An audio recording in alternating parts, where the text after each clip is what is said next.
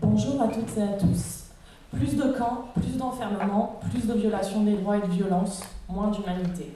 Voici les tristes constats des militants de l'ANAFE, de ses membres et de ses partenaires depuis 30 ans. L'Union européenne et la France ont développé des politiques migratoires restrictives, attentatoires aux droits humains, criminalisant toujours davantage les personnes en migration. L'enfermement est devenu un outil politique courant, constant et malheureusement toujours mis en avant pour lutter contre un soi-disant appel d'air, contre un soi-disant risque migratoire. Pour commencer cette journée, nos intervenants, avec lesquels vous pourrez débattre en fin de table ronde, vont vous présenter successivement les lieux privatifs de liberté d'hier, d'aujourd'hui et peut-être malheureusement de demain, existant aux frontières extérieures ou intérieures de l'Union européenne, en Outre-mer, dans les zones d'attente et dans des lieux privatifs de liberté illégaux. Toujours les mêmes conséquences, la violation des droits. Je passe tout de suite la parole à François-Julien Laferrière qui va nous parler du régime juridique de la zone d'attente. Bonjour à tous et à toutes. Ça marche, hein? Bonjour à toutes et à tous. Je suis très heureux d'être ici, même si ça me donne un coup de vieux parce que je vais raconter un peu l'histoire de la zone d'attente. Et quand on parle d'histoire, alors qu'on a vécu ça, ça prouve quand même qu'on a déjà quelques années derrière soi. Mais enfin, c'est un immense plaisir d'être ici et de retrouver des gens avec qui j'ai travaillé et milité dans les années passées. Je suis désolé, par ailleurs, le climat parisien ne me réussit plus du tout et je vais peut-être être obligé quelquefois de faire sortir ce qui reste à l'intérieur. Mais c'est pas le coronavirus, enfin non, je ne peux pas vous le promettre puisqu'il paraît que l'incubation est de 14 jours et donc on verra dans 14 jours qui sera tombé. Si vous n'avez pas d'Italie, ça va. Donc la genèse de la zone d'attente est d'un régime juridique atypique. On peut dire que l'histoire de la zone d'attente commence à peu près au milieu des années 70 dans le port de Marseille. Même si depuis une dizaine d'années déjà, on savait, ou au moins on soupçonnait, que des étrangers à qui l'entrée sur le territoire n'était pas autorisée étaient retenus dans des conditions à la fois illégales et clandestines dans un hangar désaffecté de la zone portuaire de Marseille appelée Arinque. Cette privation de liberté, puisque ça en était une, ne reposait sur absolument aucun fondement juridique et de surcroît ne donnait lieu à aucune possibilité d'observation sur place, puisque précisément, juridiquement, ça n'existait pas. Mais en 1975, cette situation à laquelle avait pu avoir un accès difficile et partiel un journaliste et un avocat dont le client avait disparu, client de l'avocat, pas du journaliste, les journalistes ne font pas de clientélisme, c'est bien bon. Donc ce client avait disparu et il voulait savoir ce qu'il en était. C'est alors donc qu'est apparue cette pratique de l'administration consistant à enfermer les étrangers non admis sur les territoires pendant le temps qui était nécessaire pour les faire rapatrier. Cette situation a donné lieu à un très long débat, très long et difficile, ardu débat juridique, mais aussi politique, qui a abouti en 1979 à un projet de loi dont une des dispositions était destinée à légaliser la pratique de la détention des étrangers non admis. Ça va être une constante dans l'histoire de la zone d'attente que cette course entre la pratique illégale et la législation destinée à légaliser la pratique. Et du coup, puisque la pratique est légalisée, on va un tout petit peu plus loin, on retombe dans l'illégalité et on refait une nouvelle loi destinée à légaliser cette nouvelle pratique, etc. etc. Alors, on verra, il y a des moments où ça rate. Le Conseil constitutionnel a osé quelquefois très timidement dire attention, là vous allez un tout petit peu trop loin. Mais en général, ça a marché. Et si, comme le disait Alexandre Moreau tout à l'heure, on est passé d'un régime de non-droit à un régime de demi-droit, infradroit, sous-droit, hein, on peut dire que ce qui est important dans cette histoire de la zone d'attente, c'est qu'elle a été dotée d'un statut juridique qui a permis de combattre. Ça ne veut pas dire qu'on a toujours gagné, mais ça veut dire au moins que l'arme juridique, qui est par essence l'arme de défense des citoyens dans un pays démocratique, l'arme juridique a permis de faire avancer les choses. Parce qu'on râle toujours, enfin le français est râleur, c'est bien connu, on râle toujours contre la privation de droits, contre la violation des droits, etc., etc. Mais malgré tout, et sans vouloir faire d'angélisme, il faut reconnaître que par rapport à ce qu'était la situation il y a 40 ans, les droits des étrangers ont tout de même progressé, ou au moins ont pu être défendus de façon plus efficace. Je vais peut-être me faire tomber dessus dans le débat, mais j'essaierai d'expliquer. Donc, ce projet de loi de 1979 aboutit à la loi Bonnet, la fameuse, oui, quand même, loi Bonnet du 10 janvier 1980, qui autorise à maintenir un étranger dans des locaux ne relevant pas de l'administration pénitentiaire, soit, s'il n'est pas admis en France pendant le temps strictement nécessaire à son départ, soit, s'il est demandeur d'asile et qu'une décision sur son admission en France n'a pas encore été prise, pendant le temps strictement nécessaire à un examen tendant à déterminer si sa demande n'est pas manifestement infondée. Le maintien est prononcé pour 48 heures par l'autorité de police et peut être prolongé par le président du tribunal de grande instance ou un magistrat du siège délégué par lui. Pendant le maintien est garanti théoriquement, le droit d'assistance d'un interprète, d'un médecin et d'un conseil. Dans le courant des années 80, après la fermeture des frontières à ce qu'on a appelé l'immigration économique, mais on pourrait dire quand même à l'immigration en général, les contrôles et les conditions d'accès sur le territoire ont été renforcées. Généralisation des visas, création du visa de transit aéroportuaire, sanctions contre les transporteurs, obligation de certificat d'hébergement, de justification des ressources, etc., etc. Tout ceci s'est accompagné de nouvelles pratiques qui sont dans la ligne des pratiques existantes, totalement illégales aux frontières également, et surtout aux frontières aériennes, avec des rétentions clandestines d'étrangers ne remplissant pas les conditions d'entrée, donc rétention dans la zone dite à l'époque internationale. Les autorités françaises soutenaient que cette zone, qui est située entre l'avion et le poste de contrôle de police, ne faisait pas partie du territoire national. Et que donc l'étranger qui s'y trouvait n'était pas soumis au droit français, donc ne pouvait pas bénéficier des garanties juridiques, juridictionnelles, etc., etc., puisqu'il n'était pas en France. Ce qui était un peu contradictoire avec le fait que précisément ce sont les autorités de police françaises qui exerçaient le contrôle sur l'entrée et qui par conséquent était une manifestation de la souveraineté du pays.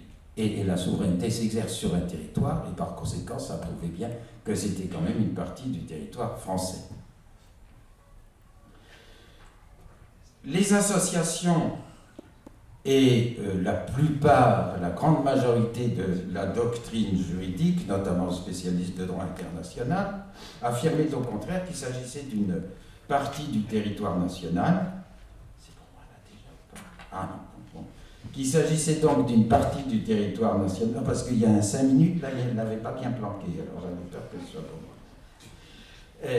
Et cette ambiguïté sur le statut a donné lieu à plusieurs affaires qui ont tourné au désavantage des autorités publiques et qui ont permis de préciser les exigences juridiques en la matière. Il y a eu notamment des affaires de plusieurs Haïtiens à la suite du coup d'État ayant renversé le père Aristide, qui ont été maintenus dans une salle de l'aéroport d'Orly, puis à l'hôtel Arcade, ça rappelle de bons vieux souvenirs, enfin pas bons, mais de vieux souvenirs, hein, avant de pouvoir contacter un avocat qui a permis, à la suite de l'intervention du GISTI auprès du ministère de l'Intérieur, que leur demande d'asile puisse être officiellement présentée, et ils ont d'ailleurs obtenu le statut de réfugié. Mais ils étaient passés très près du renvoi vers leur pays d'origine, ce qui évidemment aurait constitué une violation flagrante de la Convention de Genève. À cet égard, on peut le dire, même si certains sont là et vont en rougir, que ce progrès, cette avancée a été réalisé grâce à l'intervention d'avocats, en particulier de Christian Bourguet, je ne sais pas s'il est là aujourd'hui, de Stéphane Maugendre et de mon voisin de droite, Simon Forman, qui doit se souvenir de l'affaire. Dans d'autres cas, l'affaire n'a pas pu se régler directement avec le ministère de l'Intérieur. Il a fallu engager des requêtes en référé devant le juge judiciaire. On reviendra sur cette affaire des référés qui n'est pas inintéressante, mais même si je n'ai pas beaucoup de temps. Ces pratiques fréquentes dans les aéroports ont conduit les membres de diverses organisations syndicales et d'associations à se contacter et à envisager les actions possibles à partir de 1988, ce qui a abouti en 1989 à la création de l'ANAFE, création sur laquelle reviendront, je crois que c'est toi, hein, et Laurent Giovanni.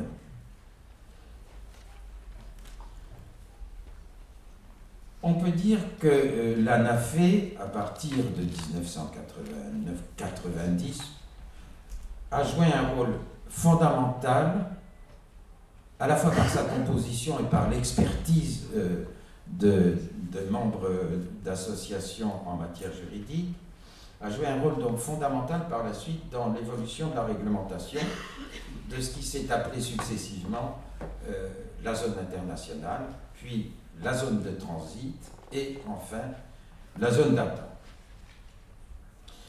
En 1989, donc presque concomitamment avec la création de l'ANAFE, la loi Joxe a modifié légèrement le statut de la zone d'attente, mais c'est surtout la loi du 26 février 1992 qui va marquer un véritable tournant. Pendant qu'elle était en discussion devant le Parlement, le ministre de l'Intérieur, Philippe Marchand, a présenté un amendement, dit amendement Marchand, prévoyant que les étrangers à qui l'entrée serait refusée pourraient être maintenus dans la zone de transit pendant 20 jours sur décision administrative, puis prolongé 10 jours par le président du tribunal administratif. Je me souviens que les associations et la NAFE avaient dit au ministre de l'Intérieur, vous allez vous casser la figure, parce que comme c'est une affaire de privation de liberté, ce n'est pas le juge administratif qui est compétent. Et Philippe Marchand, conseiller d'État, a dit on verra bien ce qui va se passer, et finalement on a vu ce qui va se passer, ce qui s'est passé. Le Conseil constitutionnel, dans sa décision du 25 février 1992, a censuré cette disposition sur 2 points. D'abord, la privation de liberté sans intervention d'un juge pendant 20 jours était trop longue, et d'autre part, le juge qui devait intervenir n'était pas le juge administratif, mais le juge judiciaire. D'où la nouvelle loi du 6 juillet 1992, dite loi Quilès, qui va réduire le temps de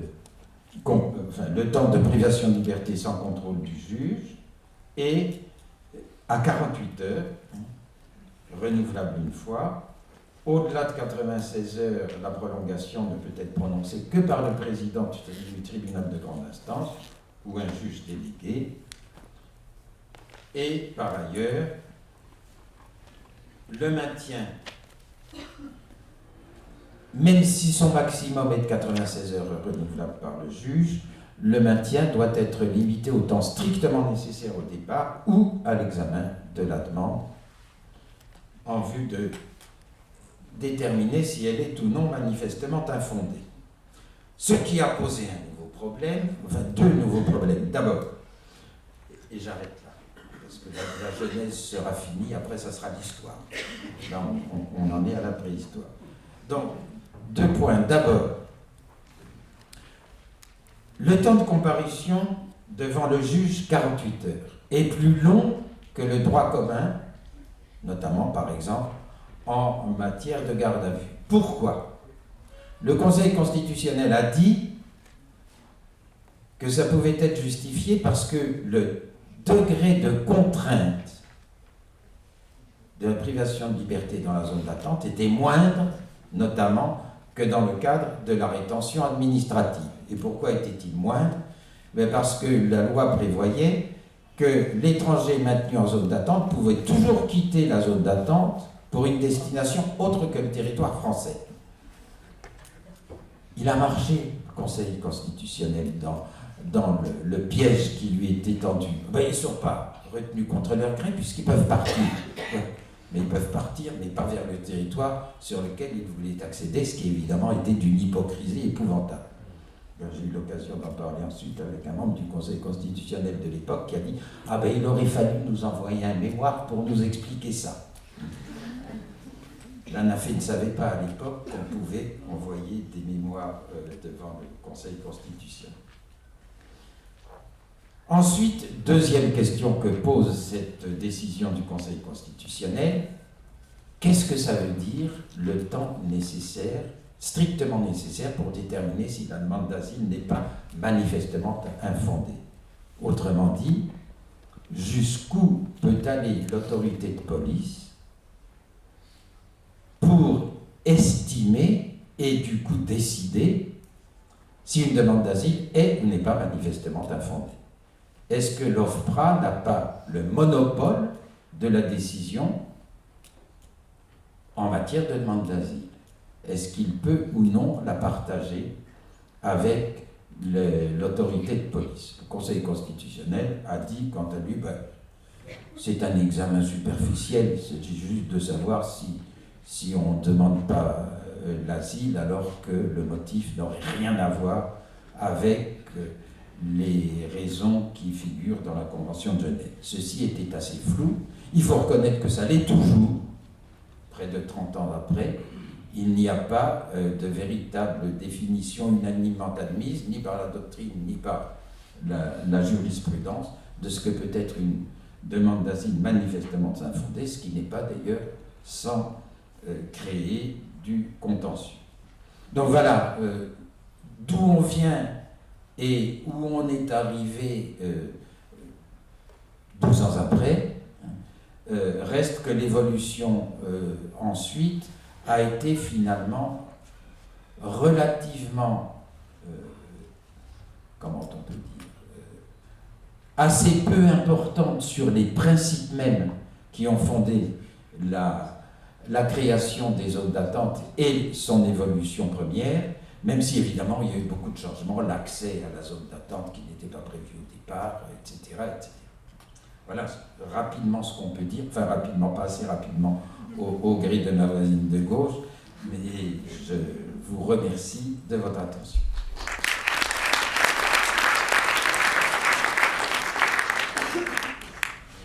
Merci François. Sans transition, je vais passer la parole à Simon Forman qui va nous parler des voies de fait et des consignations à bord. Qui va vous parler de la même chose en fait. On va continuer sur la même veine. D'abord, merci beaucoup à l'ANAFE pour cette invitation, cette commémoration. Comme François, j'ai l'impression de prendre un petit coup de vieux en étant là aujourd'hui et de mesurer le temps parcouru depuis cette époque. Mais je vais vous raconter la même chose que François et peut-être poursuivre un petit peu plus loin sur les années qui ont suivi le vote de la loi qui laisse. Mais avec l'œil de l'avocat l'avocat militant, membre de GISTI et d'autres organisations, et qui a, avec l'ANAFE, utilisé le droit pour essayer de faire bouger les choses un petit peu. Bon, après, le débat non-droit, sous-droit reste entier. À l'époque dont je vais commencer à parler, fin des années 80, début des années 90, on est dans le non-droit, clairement, ce que disait François. Les demandeurs d'asile sont retenus le plus possible à l'extérieur des frontières. C'est l'époque aussi où, de mémoire, c'est le début des accords de Schengen, avec la règle de la sanction des transporteurs aériens qui achemineraient vers l'Europe des demandeurs d'asile, sauf si leur demande n'est pas manifestement infondée. Donc il y a vraiment cette obsession de reporter les frontières de l'Europe le plus loin possible et d'éviter que le demandeur d'asile accède au territoire, puisqu'une fois qu'il est sur le territoire, il peut rester le temps que sa demande soit examinée, ce qui peut prendre du temps. Donc le lieu de ce combat, entre guillemets, ça a été effectivement au début les aéroports. Et j'avais prévu moi aussi de poser la question, est-ce que Christian Bourguet est là ce matin, est-ce qu'il est parmi nous?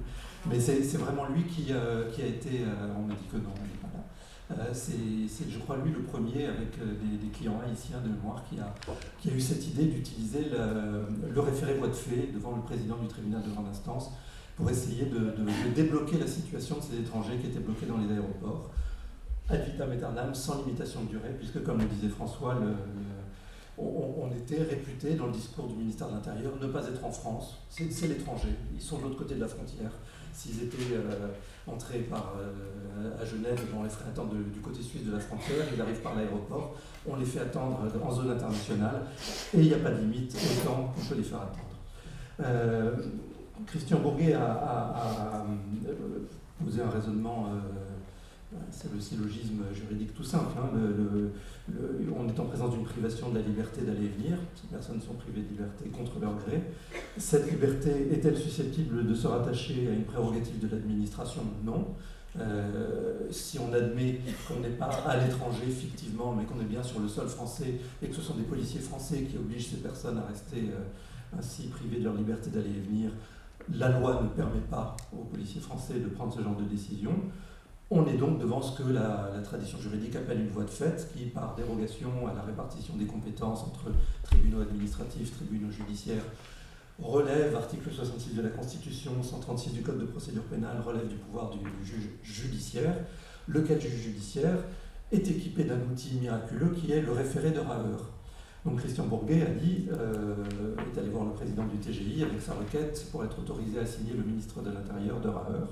Et c'est ainsi qu'on commençait pendant les années 89, 90, 91. Il y a eu peut-être une dizaine, une douzaine, je ne sais pas, de contentieux de ce type, où un avocat saisi parce qu'un étranger était en zone internationale à Roissy ou à Orly allait devant le président du TGI pour faire juger en référé, faire constater en référé l'existence d'une voie de fait. La voie de fait étant par définition manifestement illégale, elle constitue un trouble illicite que le juge des référés a le pouvoir de faire cesser. Code de procédure civile, le président du TGI peut en référé prendre toute mesure ou ordonner toute mesure pour faire cesser un trouble manifestement illicite. Et la seule manière de faire cesser ce trouble, c'est d'enjoindre au ministre de l'Intérieur ou au service de police de libérer l'étranger, c'est-à-dire de le laisser entrer sur le territoire et de cesser de le bloquer en zone d'attente. Alors, c'est assez vite devenu un exercice de course contre la montre, parce que ce qui s'est passé dans les premières saisines de Christian Bourguet, puis des autres confrères, Stéphane Legendre, Gérard Choualakian, Sylvia Locinotte à l'époque aussi, qui utilisions cette petite astuce procédurale qui était dans notre boîte à outils.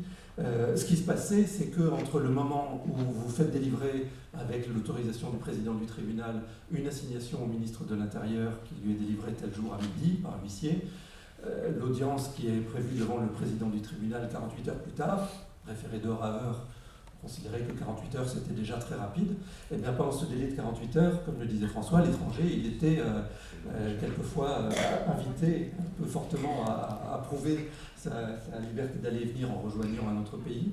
Donc on le forçait à monter dans un avion, pour dire les choses plus crûment, ou alors quand on n'arrivait pas, quand les délais se raccourcissaient et qu'on n'avait pas de vol pour Bamako ou pour Kinshasa dans les délais, on le laissait rentrer sur le territoire, et assez souvent, pas souvent, systématiquement, quand on arrivait devant le juge à l'audience de référé, l'avocat du ministère de l'Intérieur arrivait un peu essoufflé en disant « Monsieur le Président, il n'y a plus lieu à référer, la situation litigieuse a pris fin. Elle a pris fin soit parce que l'étranger est reparti chez lui, soit parce qu'il est dans un avion ou il a été admis sur le territoire. » Donc le juge des référés, la situation illicite et la pris fin n'avait plus besoin de statuer et rendait des ordonnances systématiquement de non-lieu à statuer. Et ça devenait une course de vitesse, parce que dans les derniers temps, on allait voir le président du tribunal en lui disant « Écoutez, vous savez bien que si vous m'autorisez à assigner pour après-demain, dans les 48 heures, il y a 4 vols par jour pour l'Algérie ou pour telle destination. Vous savez bien que le risque est que mon client soit renvoyé vers le pays où il craint pour sa liberté ou sa vie ou son intégrité. Donc, s'il vous plaît, donnez-nous une audience cet après-midi, pour ce soir, en fin de journée. Je vous promets, l'huissier préviendra le ministère de l'Intérieur, il est 9h du matin, à 11h, le ministère de l'Intérieur sera prévenu, il aura l'après-midi pour organiser sa défense et il pourra... Voilà. Donc il y avait cette espèce de course contre la montre, jusqu'au jour où un magistrat qui s'appelait Gérard Pluyette, juge des référés, une fois de plus constatant l'arrivée du bâtonnier Fartois dans son bureau. Le bâtonnier Fartois était à l'époque l'avocat du ministère de l'Intérieur. On aurait aussi pu penser à lui pour célébrer ses 30 ans de la NAFE, parce qu'il jouait un rôle... Il est malheureusement disparu récemment, mais c'était un des grands bâtonniers du barreau de Paris.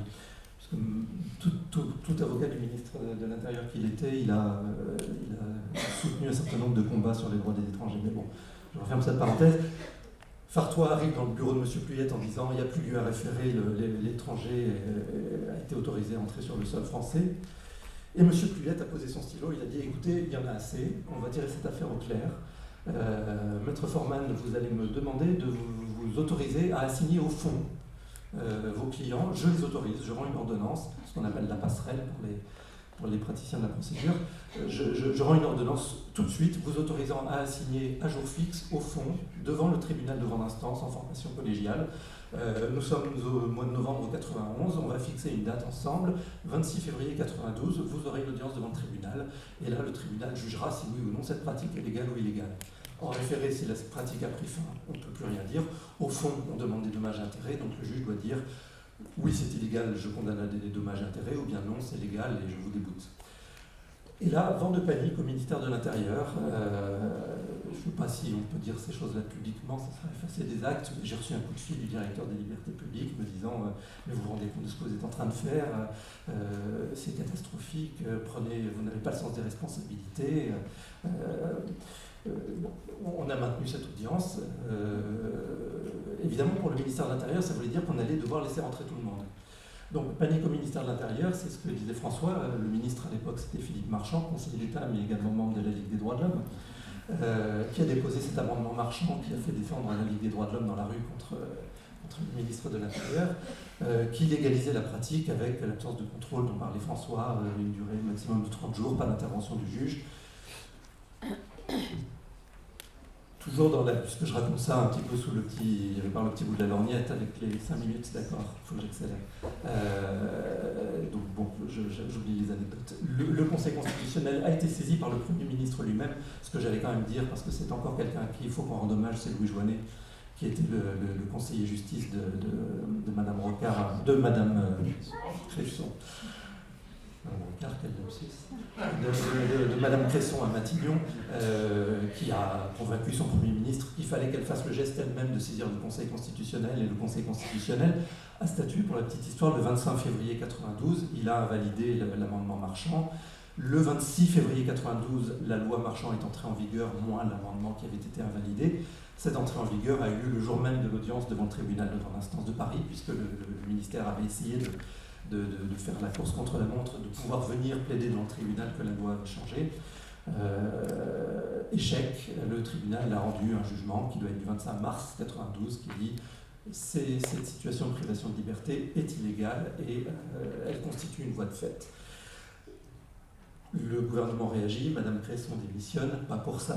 Elle est remplacée, le Marchand est remplacé par Quilès, la loi Quilès est votée, l'article 35 quater est voté, loi du 6 juillet 92. On a un contrôle du juge dans les zones d'attente. Acte 2, faire appliquer l'article 35 quater dans les ports maritimes. Dans les aéroports, la situation est... Nolens Volens, le ministre de l'Intérieur, est obligé d'appliquer la loi. Dans les ports, la pratique est la suivante. Lorsque arrive dans les ports de commerce un cargo dans lequel sont des passagers clandestins qui sont montés clandestinement, cachés dans un container dans un port africain et qui débarquent en croisière et en haute mer et demandent à descendre, avec le souhait de descendre en Europe. Arrivé en France, au port, l'armateur a prévenu la capitainerie du port à l'avance. La police de l'air et des frontières arrive, va voir le capitaine du bateau et lui notifie qu'il doit garder les passagers clandestins à bord et qu'ils ont interdiction de descendre. Et s'ils ne descendent pas, ils ne viennent pas sur le sol français. S'ils ne viennent pas sur le sol français, il n'y a pas d'article 35 quater à appliquer. Donc, dans les années 93-94, on a commencé à être alerté l'ANAFE a commencé à être alerté de ce type de situation par des armateurs, par des assureurs maritimes qui se trouvaient à devoir, même situation dans tous les pays européens, le bateau faisait escale en France, à Rotterdam, aux Pays-Bas, et puis repartait dans l'autre sens, et le passager clandestin devait repartir vers l'Afrique, et tout ça aux frais de l'armateur qui était obligé de garder ces gens à son bord. Une affaire symbolique qu'on a appelée l'affaire Zito, qui était le prénom d'un jeune garçon, je crois qu'il était mozambiquais, qui est arrivé à bord du Mimosa en juin 1994, mineur, il devait avoir une douzaine, peut-être 14 ans au maximum, je ne sais plus. Et on a tenté sur ce dossier un référé voie de fait. On était en juin 1994. Première tentative, échec, c'est un mineur, il n'a pas la capacité juridique de saisir le juge. Désolé maître, votre assignation est irrecevable. L'argument soulevé par le cabinet Fartois est reçu, l'assignation est irrecevable. On trouve un avocat, ça se passait à Brest, on trouve un avocat en 24 heures, Ronan Appéré du barreau de Brest, prend le dossier en charge. Il court voir l'Union départementale des associations familiales, l'UDAF. Avec l'UDAF, il court voir le juge des enfants désigne l'UDAF comme tuteur du mineur.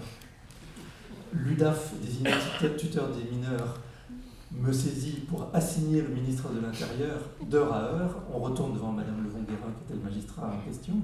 En fin d'après-midi, vers 17-18 heures, elle prend l'audience, elle s'enferme dans son bureau après nous avoir écoutés. Elle rend son ordonnance une heure plus tard, vers 19h, 19h30. Son ordonnance dit la chose suivante, c'est la plus belle ordonnance que j'ai jamais plaidée. L'autorité administrative a gravement porté atteinte à la liberté de l'intéressé, donc de ce jeune garçon, sans que son action, celle de l'autorité administrative, puisse se rattacher à l'application d'un texte législatif ou réglementaire ou à l'exercice d'un pouvoir lui appartenant. Conséquence, ordonnons au ministre de l'Intérieur de remettre ce garçon en liberté, c'est-à-dire de le laisser descendre du bateau. Sauf qu'entre-temps, le bateau avait été obligé de quitter le port. Et Ronan Appéré a pris je ne sais pas comment on appelle ces petits bateaux, un bateau pilote avec un huissier sous le bras. L'huissier s'appelle encore Philippe Poitmer et jusqu'à ce jour, puisqu'il s'est installé à Paris, c'est mon huissier référent. Je ne travaille qu'avec lui. Il est dans le 12e arrondissement, si un jour vous cherchez un huissier. L'huissier est monté avec Roland Appéré dans ce petit bateau pilote. Ils ont couru après le cargo qui n'avait pas encore quitté la rade de Brest. Ils ont monté à bord du cargo, ils ont notifié l'ordonnance au commandant de bord qui n'espérait que ça et qui leur a remis le Jeanne Zito qui a été admis sur le territoire français. Donc on a recommencé dans les ports le même petit sketch, la même petite course à la montre, contre la montre que celle qui avait lieu 2 ans ou 3 avant dans les aéroports. Avec des succès variés. J'ai noté en ressortant tous mes dossiers de l'époque, 2 minutes, un dossier dans lequel il y avait trois garçons dans le bateau, il y en a un des 3 qui est sauté par-dessus bord et qui est mort noyé. Donc tous les dossiers ne se terminaient pas aussi bien. Et il y a un de ces dossiers-là qui était le nom du bateau était le Félix. Les 2 passagers clandestins marocains à bord du Félix s'appelaient Ben Salem et Taznaret. Et ce dossier a donné lieu à un arrêt du tribunal des conflits qui est venu verrouiller la notion de voie de fait. Sous la présidence du garde des Sceaux, Jacques Toubon, qui est aujourd'hui défenseur des droits, comme quoi on peut changer dans la vie. La situation dans ce dossier-là, elle mérite, même si j'y consacre mes 2 dernières minutes, on est allé devant le juge des référés, et là, le préfet de police a pris un arrêté d'élévation du conflit, c'est-à-dire il a dit au président du tribunal, vous ne pouvez pas juger cette affaire, elle relève du juge administratif, et je saisis immédiatement le tribunal des conflits. Le juge a rejeté, le TGI, le juge des référés judiciaires, a rejeté l'arrêté de conflit, a dit je suis compétent, j'écarte votre argument, je suis tout de même compétent et j'ordonne la remise en liberté des intéressés. La procédure est que le garde des Sceaux soit à la saisie du tribunal des conflits, composé pour moitié de magistrats de la Cour de cassation judiciaire et pour moitié de conseillers d'État administratifs qui n'ont pas réussi à se mettre d'accord. On suspecte fortement que c'était départagé exactement les 5 juges, je crois que c'était 5 de chaque côté ou 6 de chaque côté.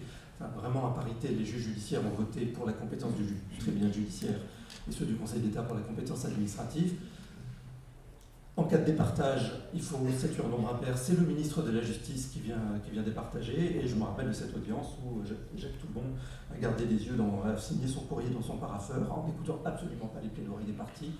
Et dans le délibéré, a voté avec les conseillers d'État. Et le contentieux est parti du côté du juge administratif avec cette définition, ce rejet de la notion de voie de fait en disant bon, c'est peut-être une atteinte à la liberté individuelle, mais ça ne suffit pas. Il faudrait qu'en plus ce soit clairement susceptible de se rattacher au pouvoir de l'administration. Or, l'ordonnance de 45, anciennement du Code de l'entrée et du séjour, l'ordonnance de 45 dit que les pouvoirs de l'administration a le pouvoir d'exécuter d'office les décisions d'éloignement ou les décisions d'inadmission en France. Donc, la décision, fût-elle illégale, n'est cependant pas insusceptible de se rattacher au pouvoir de l'administration. Alors, on s'est retrouvé pendant quelques années, arrêt de mai 97, qui ferme la route de la voie de fait, donc de la saisine du juge judiciaire. On a eu quelques années difficiles où il a fallu démontrer que le juge administratif était impuissant. On l'a fait en saisissant le juge administratif et on a eu une affaire assez symbolique de ça, où le juge de Poitiers, c'était un bateau qui était à La Rochelle, le juge de Poitiers a essayé de réduire les délais au maximum en fonction de ce qu'était la procédure contentieuse administrative de l'époque, en donnant 4 jours au ministre de l'Intérieur pour se défendre devant lui. Mais 4 jours, c'était too much, le bateau était parti et les étrangers avec. Donc on a eu des décisions qui constataient l'illégalité mais qui étaient rendues trop tard. Et a été posée publiquement la question de savoir est-ce qu'on est dans une situation de vide juridique, de déni de justice, où on a des situations qui sont clairement illégales. Le juge judiciaire l'a dit, le juge administratif l'a dit, mais il n'y a pas de juge pour le juger.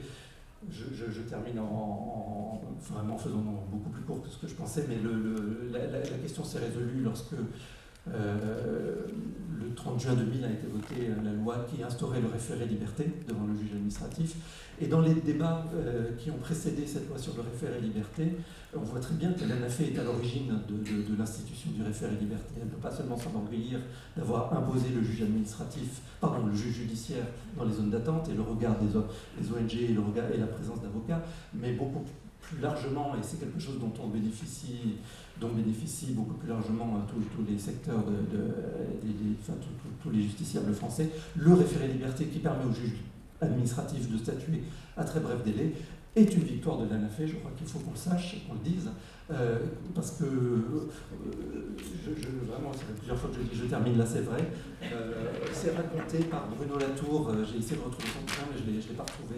Mais dans ce sociologue, ethnologue qui a écrit un petit livre qui s'appelle La fabrique du droit, où il raconte une période d'observation qu'il a faite au Conseil d'État. Je suis au Conseil d'État, moi ethnologue, comme une mouche posée sur un mur, disait-il, j'écoute ce que les gens racontent et ce qu'ils disent, et il raconte cette période de combat où le Conseil d'État se vit comme menacé par la Cour de cassation, par l'emprise du juge judiciaire, et les conseillers d'État se disent il faut qu'on rattrape notre retard et qu'on se dote d'un outil efficace. Et c'est comme ça qu'a été petit à petit imposé le référé liberté qui permet enfin au juge administratif de statuer dans des délais. Bref, pardon d'avoir été trop long.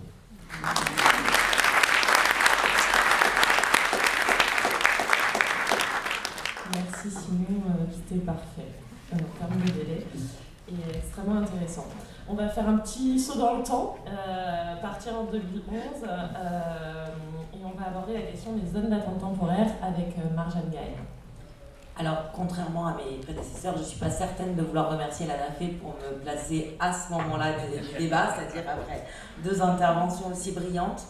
Je vais tenter d'être le plus clair possible. Alors, mon intervention porte sur les zones d'attente temporaire. Peut-être rapidement rappeler que la zone d'attente temporaire a été créée déjà par une loi du 12 juin 2011 et elle a été créée pour éviter, on va dire, une intervention de magistrats qui pourrait permettre des libérations injustifiées, en tout cas d'après le ministère. Je vais essayer d'être assez rapide sur ce contexte. On va dire qu'au lendemain du printemps arabe, le dispositif de la zone d'attente classique, en tout cas, n'était pas suffisant pour le ministère pour permettre d'enfermer un peu partout. Et donc, il a été créé ces zones d'attente dites sac à dos. Et cette possibilité, finalement, de pouvoir créer une zone d'attente un peu partout.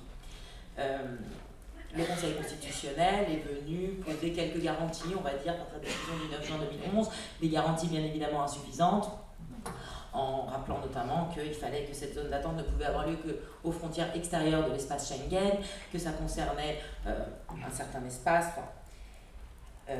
Et l'ANAFE très vite a exprimé des doutes, des craintes, et ces craintes en fait se sont révélées toutes fondées. Mais même c'est allé au-delà finalement des craintes qu'avait pu exprimer l'ANAFE, puisque les premières expériences de zone d'attente temporaire elles ont eu lieu en Outre-mer à partir de 2018. Alors, vous avez 3 cas en Guadeloupe, 3 cas à La Réunion et 2 autres à Mayotte. Alors, sur les situations en Guadeloupe, il y aurait beaucoup de choses à dire de manière contextuelle, en tout cas sur ce qui s'est passé, mais ce qui est certain, et c'est la preuve même que ces zones d'attente sont parfaitement illégales et irrégulières, c'est qu'il n'y a eu aucun contentieux de mené. Donc vous avez des personnes qui ont été enfermées, privées de leur liberté, avec de nombreuses irrégularités de constater, mais aucun contentieux. Et aucun contentieux, pourquoi ? Parce que tout simplement, personne n'a même été autorisé finalement à pouvoir accéder à ces zones d'attente. Vous avez même l'observateur en fait, du GISTI, alors si je ne fais pas d'erreur, mais qui souhaitait en fait pouvoir accéder à l'une de ces zones d'attente, n'a pas été autorisé. Certaines ont été même refoulées, donc les personnes ont été refoulées avant même que quiconque puisse entrer dans cette zone d'attente. Donc on a quelques éléments, en fait finalement l'ANAFE dispose de quelques éléments, mais rien de bien concret en tout cas sur la Guadeloupe, et c'est pour ça que je ne vais pas m'éterniser là-dessus puisque mon intervention est assez courte et j'aimerais vraiment revenir sur en tout cas ce qui s'est passé à La Réunion et dans un second temps à Mayotte. Alors, à La Réunion, à la grande différence en fait de ce qui s'est passé en Guadeloupe, c'est que vous avez eu une mobilisation en tout cas assez importante des avocats du barreau de La Réunion. Alors, pas dans un premier temps, parce que comme je vous ai dit, vous avez eu 3 zones d'attente temporaires. Alors, la première zone d'attente, je vais écarter cet exemple si vous souhaitez revenir dessus, on pourra revenir dans le débat, mais la première, en fait, finalement, personne ne pourra réellement y accéder, les personnes vont être refoulées dans un temps record.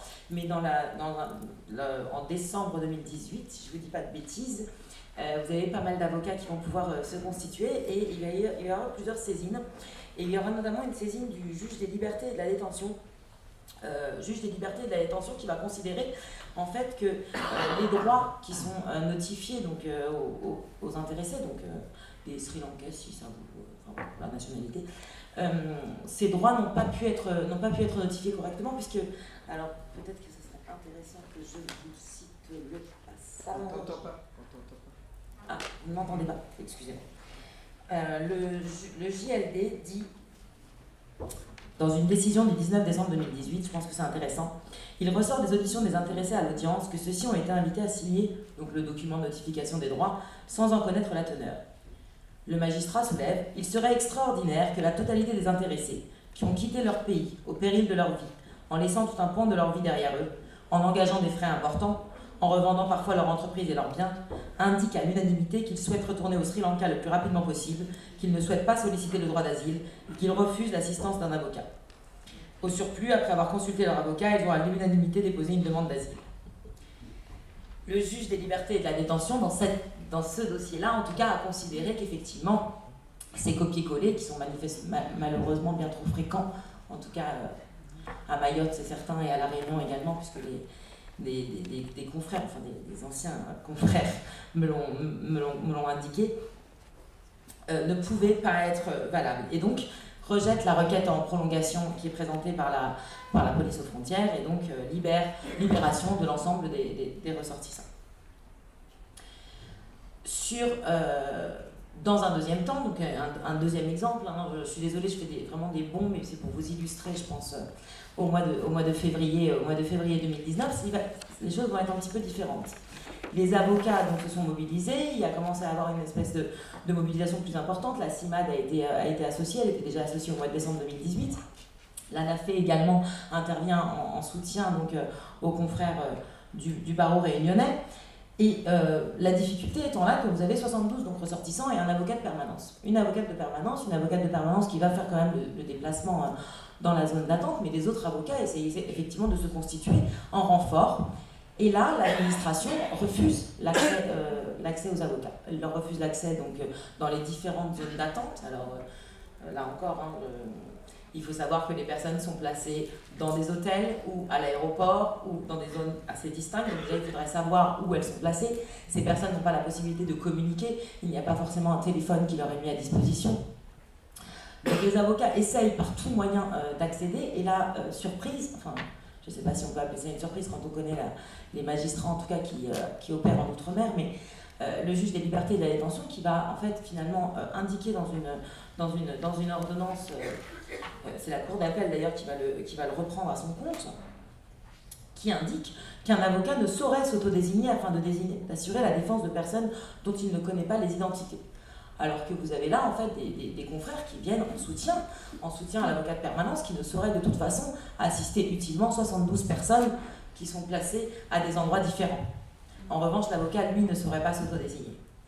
Donc, le droit d'être assisté d'un avocat, le droit d'être accompagné dans ses démarches, lui, en revanche, il est correctement notifié et la personne, elle n'a pas accès ni à la liste des avocats, elle n'a pas accès à un téléphone pour pouvoir appeler l'un d'entre eux, mais là, manifestement, ça n'a pas l'air de poser de problème, en tout cas au juge judiciaire. Donc, en fait, il est reproché dans cette ordonnance de la Cour d'appel, hein, qui est extrêmement choquante, hein, c'est une ordonnance du 12 février 2019, la Cour d'appel, finalement, reproche à l'avocate de permanence de ne pas avoir fait les diligences nécessaires pour indiquer qu'elle allait se faire substituer à tel ou tel moment par des confrères.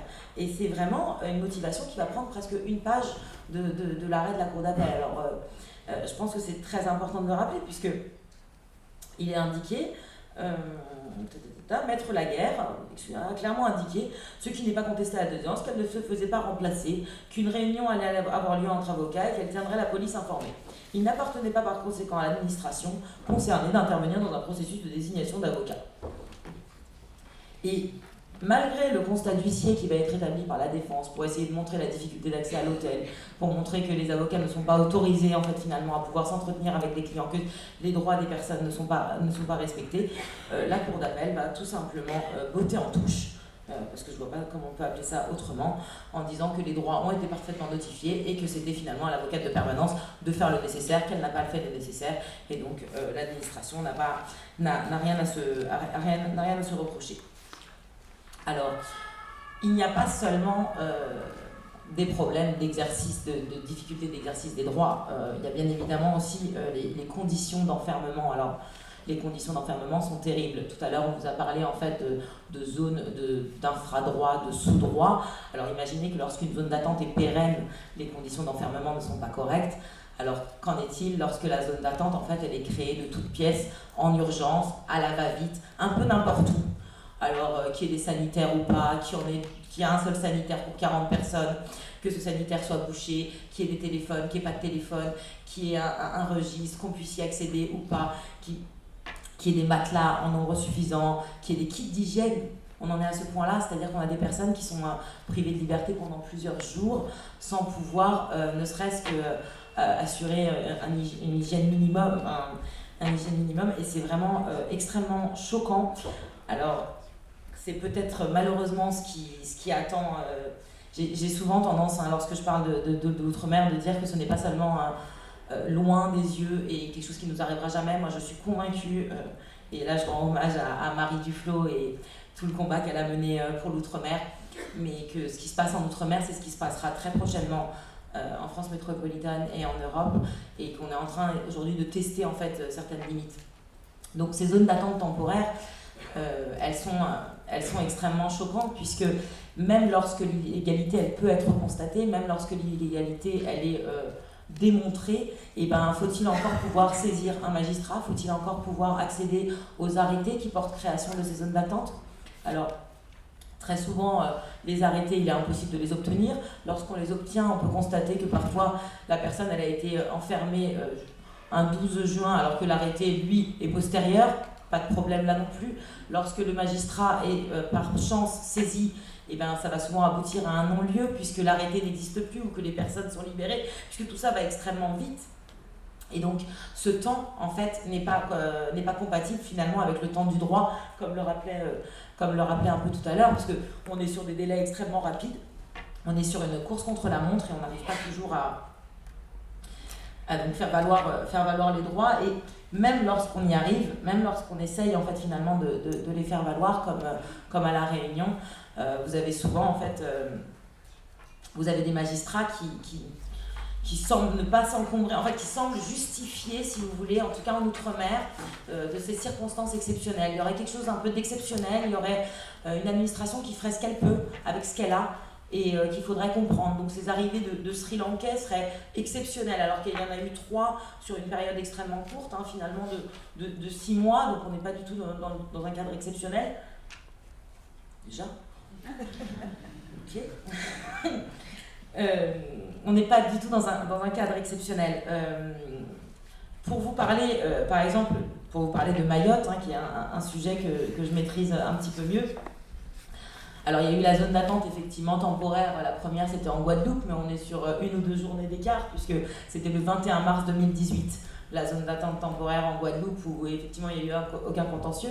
Le 22 mars 2018, l'Union des Comores a décidé de fermer sa frontière et donc de refouler le bateau qui était rempli, comme chaque jour d'ailleurs, de ressortissants comoriens qui allaient être renvoyés donc vers les Comores. Donc, l'Union des Comores refuse de réadmettre sur son territoire ces ressortissants et les renvoie. Et là déjà, extraordinaire, on va créer une zone d'attente temporaire.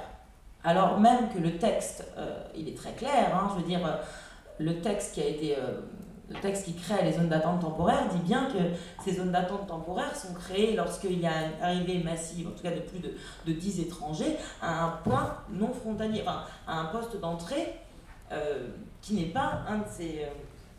je vais prendre le texte exact, excusez-moi, en dehors d'un point de passage frontalier. Alors que le bateau Gondessa, lorsqu'il revient, il revient à un point de passage frontalier. Donc déjà, normalement, la préfecture de Mayotte, il n'était pas possible de créer une zone d'attente temporaire. Sauf que, en fait, à Mayotte, on vous dit dans les textes qu'il y a des zones d'attente. D'ailleurs, la NAFE a pu faire l'expérience, puisque lorsqu'en 2016, ils sont venus et ils ont demandé à visiter les zones d'attente qui existaient à Mayotte. Sur les 3 zones d'attente qui existaient dans les textes, ils n'ont visité qu'une seule.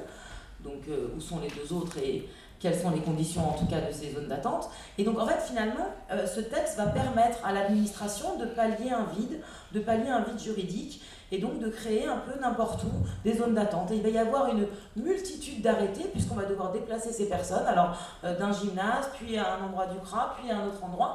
Et donc, impossible même, alors pour la CIMAD dans un premier temps, qui va mettre un certain temps avant d'obtenir une habilitation pour pouvoir aller rendre visite aux personnes qui sont maintenues en zone d'attente, mais également pour les avocats, de pouvoir savoir où sont ces personnes. Et là où c'est particulièrement criant, c'est qu'une de ces personnes, une de ces 96 personnes, en tout cas, moi, était un de mes clients, à l'époque où j'exerçais encore comme avocate, était un de mes clients et avait mes coordonnées. Donc, même Daniel n'a pas pu me contacter. Donc, une personne qui avait les coordonnées de mon avocat et qui se retrouvait placée dans la zone d'attente n'a pas été mis en mesure d'exercer ses droits. Mais sur la question de Mayotte, même si je sais que les conditions d'indignité en Guadeloupe et à La Réunion étaient particulièrement terribles, sur la question de Mayotte, je reviendrai un petit peu plus parce qu'il y a eu un pourvoi en cassation notamment qui a été formé et actuellement, en tout cas, il y a eu un recours devant la Cour européenne des droits de l'homme qui a été formé puisque la Cour de cassation a jugé en tout cas que ça n'atteignait pas le seuil requis du traitement inhumain et dégradant tel que prévu par l'article 3 de la Convention européenne des droits de l'homme. De quoi on parle ? On parle de 45 personnes, 45 femmes à un moment donné, enfermées dans moins d'1 mètre carré chacune. Puisqu'on a un espace extrêmement petit, il y a des photos qui ont été prises par un bénévole de la CIMAD, même s'il n'avait pas le droit de le faire. Donc ces photos-là, à un moment donné, 2 minutes, Ce qui me semble important, excusez-moi, parce qu'il y avait tellement de choses à dire, mais ce qui me semble important, surtout dans ce dossier à vous faire état aujourd'hui, c'est que, donc il y a eu comme je vous ai dit, devant le juge des libertés et de la détention, on a soulevé donc l'indignité, les conditions qui étaient contraires à la dignité humaine, le traitement, les violations et l'atteinte à l'article 3 de la Convention européenne des droits de l'homme. Le juge des libertés et de la détention a considéré que non. La cour d'appel, la chambre d'appel de Mamoudzou a considéré également que non. Qu'aussi regrettable que soient les conditions de détention de madame, eu égard à la courte durée finalement de ce placement en zone d'attente, qui avait duré près de 20 jours quand même, les conditions requises en tout cas n'étaient pas atteintes. Alors, ce qui a été surprenant et finalement qui a créé pas mal d'espoir à l'ANAFE, mais également à moi-même et à tous ceux qui étaient impliqués dans cette affaire, c'est que devant la Cour de cassation, l'avocate générale, qui donc a rendu un avis, était de notre avis. L'avocate générale auprès de la Cour de cassation a conclu à la violation de l'article 3. Nous sommes donc d'avis qu'en autorisant une seconde prolongation du maintien en zone d'attente, le conseiller délégué de la Chambre d'appel a violé l'article 3 de la Convention européenne de sauvegarde des droits de l'homme et du citoyen. C'est pas tous les jours qu'on a l'avocat général qui est de notre côté. C'est pas tous les jours qu'on a l'avocat général qui rappelle qu'on ne saurait justifier en fait l'enfermement et qu'on ne saurait justifier de telles conditions. Que disait la CIMAD très rapidement, vraiment. Le témoignage évoque quoi ? La présence de 35 adultes et 19 enfants dans une pièce de 45 mètres carrés et seulement 2 WC dans un état médiocre, à disposition des intéressés. Malheureusement, la Cour de cassation va considérer qu'en l'absence d'autres critiques de l'intéressé tirées de sa situation personnelle, eu égard au court délai de maintien en zone d'attente, cela a été insuffisant à caractériser un traitement inhumain et dégradant à l'égard de madame. Donc finalement, dans ces zones d'attente temporaire, lorsque vous pouvez essayer de mener un contentieux, il faut déjà arriver, c'est-à-dire il faudrait déjà permettre à une association d'y accéder. Pourquoi je dis permettre à une association d'y accéder ? C'est parce que si la CIMAD à Mayotte a pu avoir cette habilitation exceptionnelle, cette habilitation lui a été refusée à La Réunion très récemment.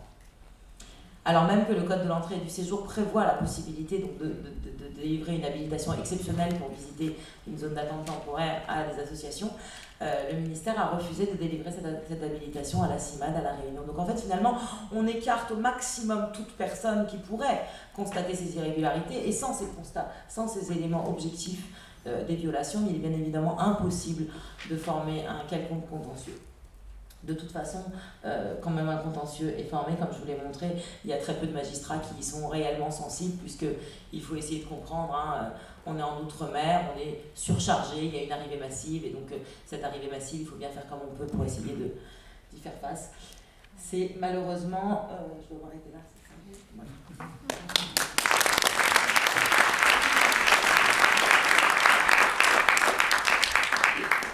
Merci Marjane. Je parlais de laboratoire d'outre-mer et des violations des droits qui y sont perpétrées. On va continuer notre petit tour d'horizon avec les lieux privatifs de liberté à la frontière franco-italienne qui, eux, pour le coup, n'ont même pas d'existence légale. Et je laisse Agnès Antoine nous en parler. Bonjour à tous. Non, ça marche pas. Voilà, comme ça, c'est ça. Bonjour à tous. Oui, je suis très très heureuse d'être là à vos côtés pour témoigner de ce qui se passe à la frontière franco-italienne.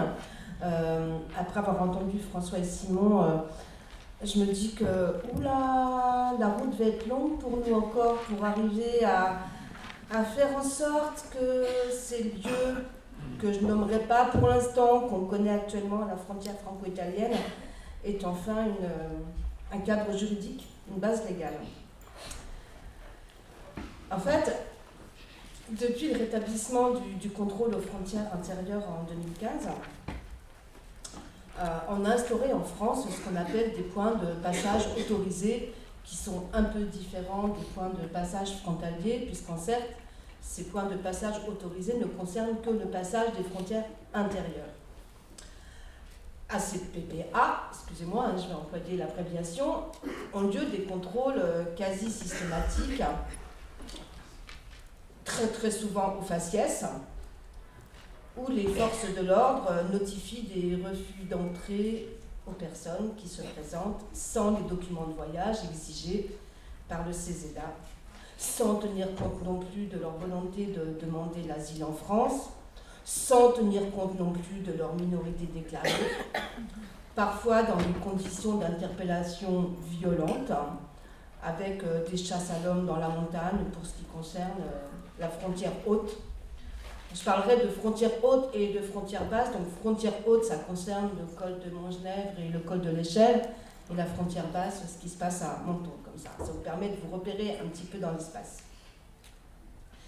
Il faut savoir que la frontière franco-italienne était la plus concernée jusqu'à présent pour ce qui concerne des refus d'entrée 2017, puisqu'on est à près de 110 000, 120 000 refus d'entrée depuis 2017, frontière basse et frontière haute confondues. Les personnes sont donc interpellées à Menton à la gare de Menton-Gare-Avant, et pour la frontière haute, principalement au col de Montgenèvre, où il y a effectivement les bâtiments de la police de l'air et des frontières.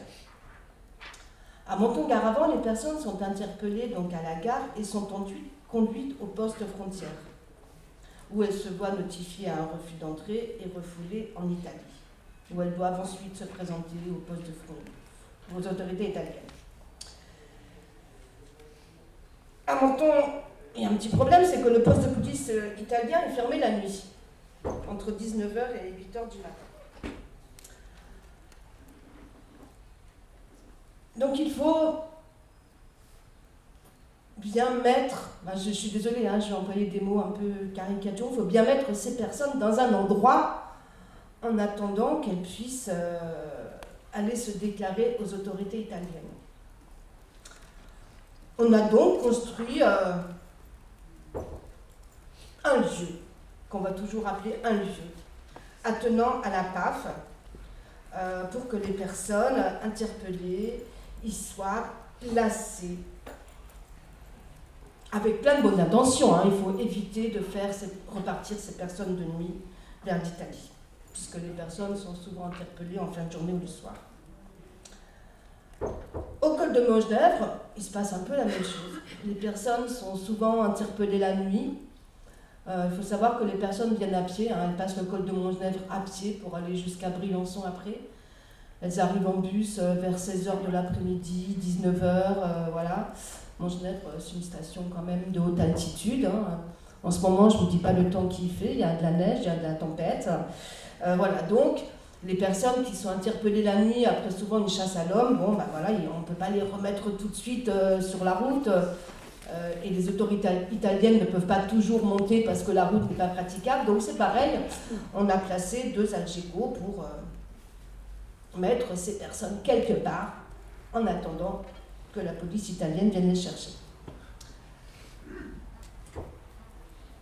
alertés par les associations, hein, que ce soit les associations qui s'activent à la frontière basse ou celles qui s'activent à la frontière haute, ces lieux ont pu être visités. Ces lieux ont été visités par la contrôleuse générale des lieux de privation de liberté en 2017 pour ce qui concerne Menton, par différents députés, pour ce qui concerne Montgenèvre par la CNCDH en 2018, et aussi par différents élus, notamment Guillaume Gontard qui est sénateur, en 2019, en mars 2019, par Michèle Rivasi, députée européenne, etc., etc. Et curieusement, lorsque le 31 octobre 2019, une députée européenne souhaite visiter ces locaux, un peu plus tard encore, les 14 et 15 novembre 2019, ces élus se sont vus refuser l'accès à ces lieux, alors qu'elles comptaient exercer le droit de visite des lieux de privation de liberté, comme c'est prévu à l'article 719 du Code de procédure pénale, au motif que, selon une note du 2 mai 2019 de la Direction centrale de la police et frontières, ces lieux n'étaient pas des lieux de privation de liberté, mais des locaux de mise à l'abri.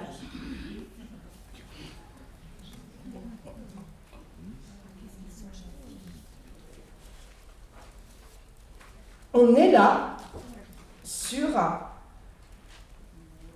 un espace qui, en fait, n'a pas de définition juridique. Ou alors, c'est un espace qui change de définition juridique selon le temps, hein, puisque 2017, 2018, on peut accéder à ces lieux selon l'article L719 du Code de procédure pénale, et puis après, au bout d'un moment, on ne peut plus. Guillaume Gontard, donc le sénateur, a posé une question orale à Laurent Nunez suite à justement ces événements. Et Laurent Nunez, donc secrétaire d'État, s'exprime en ces termes. Les locaux que vous évoquez sont des zones de mise à l'abri. Ces zones de mise à l'abri répondent donc à un objectif simple. Protéger les étrangers retenus provisoirement dans les locaux de la PAF afin de ne pas soumettre les personnes non admises à un retour par leurs propres moyens, parfois dans des conditions dangereuses. Ces locaux, et là je cite toujours, ne sont ni des locaux de garde à vue, ni des locaux utilisés dans le cadre de la retenue pour droit au séjour, ni des centres ou locaux de rétention administrative, ni des zones d'attente. Alors, de quoi s'agit-il ? Une vidéo mise en ligne le 22 novembre 2019. Je suis désolée, je suis un peu... par le journal L'Humanité qui s'intitule « Police aux frontières à Menton, les images de la honte ». Cette vidéo est toujours en ligne sur YouTube. Je vous conseille de la regarder. Elle vous permettra de vous rendre compte de ce que c'est ce lieu de mise à l'abri. Absence de couverture, promiscuité, hygiène déplorable, simples bancs sur lesquels personne passe la nuit, aucune information, la nourriture, l'eau est un point d'eau dans la cour. Des conditions de mise à l'abri indignes et en complète violation des droits fondamentaux puisque les personnes y sont enfermées. Hormis ce témoignage visuel qui est quand même assez signifiant, pour le moins, il faut savoir que régulièrement, avec l'ANAFE et d'autres associations, nous mettons en place des observations aux frontières. Puisqu'en fait, comme le rappelle Laurent Nunez, ces locaux ne sont pas des zones d'attente, ni des centres de rétention, ni rien du tout, la société civile n'y a pas accès. Donc en l'occurrence, l'ANAFE ne peut pas accéder à ces locaux, ni aucune autre association. Donc le seul moyen qu'on a de savoir ce qui s'y passe, c'est de se poster en observation et ensuite d'essayer d'avoir des témoignages des personnes qui ont été retenues provisoirement. La dernière observation en date du 31 janvier au 1er février à Vintimille, 39 heures d'observation devant les locaux de la PAF, nous permet de nous rendre compte que ces pratiques illégales sont monnaie courante. Au moins 38 personnes ont été privées de liberté, dont 6 personnes qui ont passé au moins 12h45 enfermées. Les observateurs ont pu remarquer que la porte des Algeco était systématiquement fermée à clé. À Montgenèvre, le tableau n'est guère plus brillant. La description qui nous a été faite de ces locaux par la CNCDH nous apprend qu'il s'agit d'un bâtiment modulaire, entendez, un Algeco, situé derrière les locaux de la PAF, sans point d'eau, avec une cabine de toilette à l'extérieur, et à l'intérieur, 3 bancs et quelques couvertures. Un témoignage qu'on a recueilli le 17 août à Montgenèvre nous dit que voilà, après un bref entretien, la personne a été détenue, c'est elle-même qui emploie ce terme, détenue pendant environ 8 heures dans un local avec 8 autres personnes. Nous avons réussi à obtenir seulement 2 couvertures. Nous avons demandé à manger et à boire, mais les policiers ont refusé. Lors de la visite de la CNCDH, quand les représentants de la CNCDH ont interrogé le commandant de la PAF pour lui faire part de leur interrogation par rapport à cette indigence à un pas de lit par nourriture, le commandant de la PAF a répondu qu'il n'avait pas de budget pour acheter des lits de camp et que pour la nourriture, il utilisait les stocks dont il disposait pour les gardes à vue et que de toute façon, il n'y avait pas de budget affecté. Donc on se rend compte que déjà, il y a un petit problème. On est face à des lieux qui n'ont pas de cadre juridique et pour lesquels, de toute façon, il n'y a pas de budget affecté. Pour une mise à l'abri, on est quand même face à un sérieux problème. Les personnes ne peuvent pas avoir accès à un médecin. Les personnes qui sont pourchassées dans la montagne la nuit en plein hiver à Montgenèvre arrivent souvent trempées, avec des températures inférieures à 32 degrés, présentant des gelures. S'ils n'ont pas accès à un médecin, on se demande dans quel état elles sont refoulées en Italie. On est vraiment face à des conditions indignes. Je crois que je vais faire un peu vite parce qu'on m'a dit qu'il ne restait plus que 5 minutes. Du coup, je vais un peu raccourcir. Juste pour finir en disant que non seulement on est là face à une situation de violation des droits, de demande d'asile, de protection des mineurs, mais on est en plus face à des conditions manifestement illégales de privation de liberté. Et lorsque l'ANAFE a essayé de porter le contentieux pour que ces zones disparaissent et en tout cas pour que cessent ces conditions de traitement indignes à la frontière, le tribunal administratif de Nice et ensuite le Conseil d'État ont estimé que, en fait, bien sûr, il y a le contrôle des étrangers aux frontières et qu'il faut que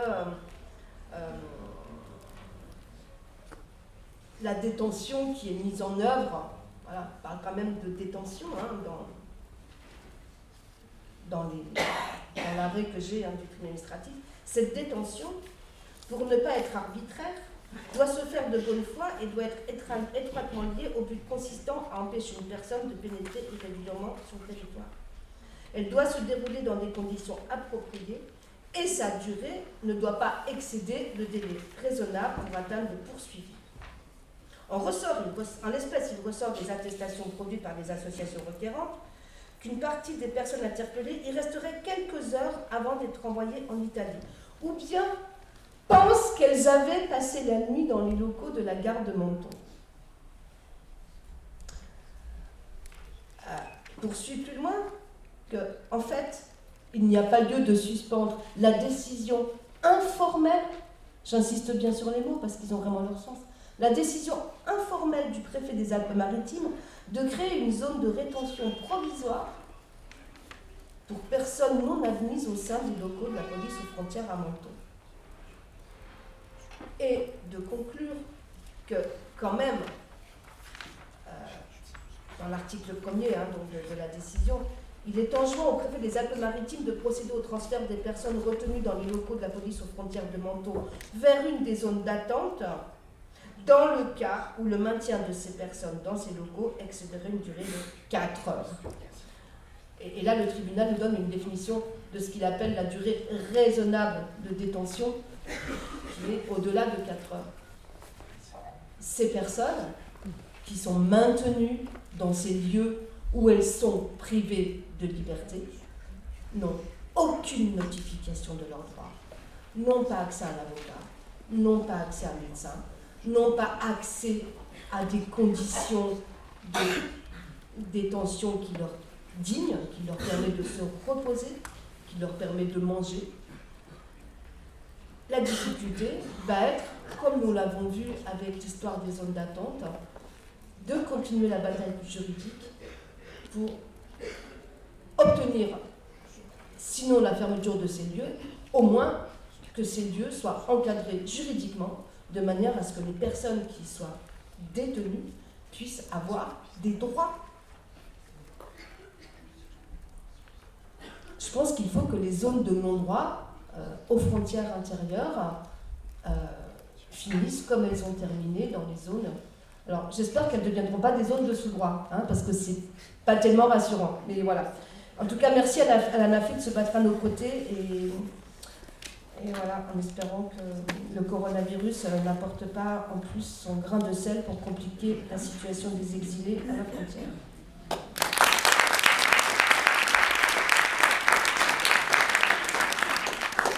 Merci Agnès. Pour conclure ce tour d'horizon des lieux privatifs de liberté aux frontières, Claire Rodier va nous parler des entraves aux mobilités aux frontières extérieures de l'Union européenne existantes ou peut-être en devenir. Merci beaucoup Laure et merci à la NAFE de m'accueillir sur la présentation. J'apparais comme GISTI, membre du GISTI, je le suis. Je suis aussi membre de Migre Europe, du réseau Migre Europe. Le GISTI est membre du réseau Migre Europe qui est très impliqué dans les travaux qui aboutissent à ma présentation. Et en fait, ma présence ici traduit une sorte de consanguinité associative assez fréquente dans nos milieux, mais très caractéristique, puisque le GISTI est membre de la NAFE est membre de Migre Europe, voilà, et on se retrouve un petit peu tous imbriqués comme ça. Donc, pour conclure cette table ronde, ma mission est de vous éloigner de la situation française, métropolitaine ou d'outre-mer, pour observer comment le modèle de la zone d'attente, les camps d'étrangers aux frontières, selon la terminologie du réseau Migre Europe, se décline aux frontières extérieures de l'Union européenne. Parce que si la France a inventé le terme de zone d'attente, elle n'a pas inventé le concept, concept qui est né dans tous les espaces où des dispositifs comparables ont été mis en place, du souci d'empêcher des personnes qu'on peut considérer a priori comme indésirables de franchir les limites d'un territoire, qu'il s'agisse des frontières d'un État ou, dans le cas de l'Union européenne, des frontières de l'espace politique que ces États membres constituent. Ce blocage à la frontière dans des lieux ad hoc, comme le sont les zones d'attente, n'est toutefois que la troisième étape d'un processus qui commence bien avant dans les pays d'origine ou dans les pays de départ. La première étape est sans doute le principal outil pour éviter que les indésirables pénètrent sur le territoire d'un État européen. C'est la politique de visa qui permet de gérer à distance les contrôles frontaliers en dissuadant les départs. Vous savez que depuis 20 ans, les États membres de l'espace Schengen, qui recoupent pour une large part le territoire de l'Union européenne, mènent une politique commune en matière de visa de court séjour, qu'on appelle communément le visa Schengen. Cette politique repose sur une procédure d'évaluation des demandes de visa fondée sur le risque migratoire que représente la personne qui sollicite ce sésame nécessaire pour venir régulièrement en Europe. Ce sont donc les autorités consulaires des États Schengen qui sont appelées à jouer ce rôle de police à distance et à mettre en œuvre un contrôle frontalier et migratoire avant même que la personne concernée ne quitte son pays de départ. Si vous voulez en savoir plus sur la politique des visas de l'Union européenne, je vous recommande la lecture d'une note qui a été publiée par le réseau Migre-Europe qui s'appelle « Les visas, inégalités et mobilité à géométrie variable », dont vous trouverez des exemplaires sur la table des partenaires de la NAFE à la sortie. Alors, grâce à la politique des visas, une bonne partie des indésirables en Europe ne peut pas s'approcher des frontières. Mais il en reste qui tentent quand même de le faire en empruntant, à défaut de pouvoir voyager régulièrement, des routes ou des méthodes ou des moyens irréguliers. Certains ont parfois de très bonnes raisons, ils ont d'ailleurs la plupart du temps de très bonnes raisons, mais j'attire votre attention sur une étude assez récente du Parlement européen qui concluait que 90% des personnes qui ont obtenu une protection internationale au sein de l'Union européenne, arrivées récemment, étaient arrivées de façon irrégulière, c'est-à-dire sans visa. Le plus souvent au risque de leur vie d'ailleurs en traversant la Méditerranée.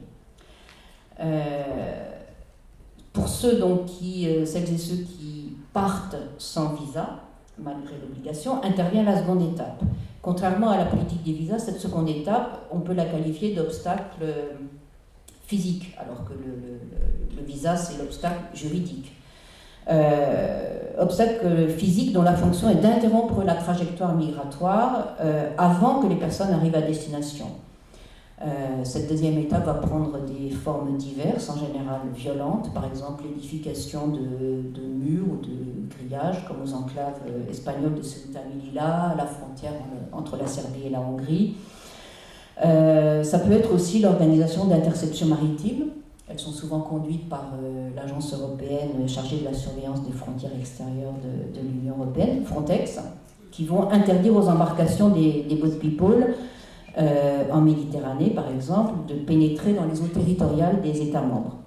On pourrait encore parler d'autres types d'obstacles physiques encore plus violents, comme le fait de laisser se noyer les passagers de ces embarcations de fortune en manquant délibérément à l'obligation de leur porter secours, voire même en provoquant délibérément des naufrages.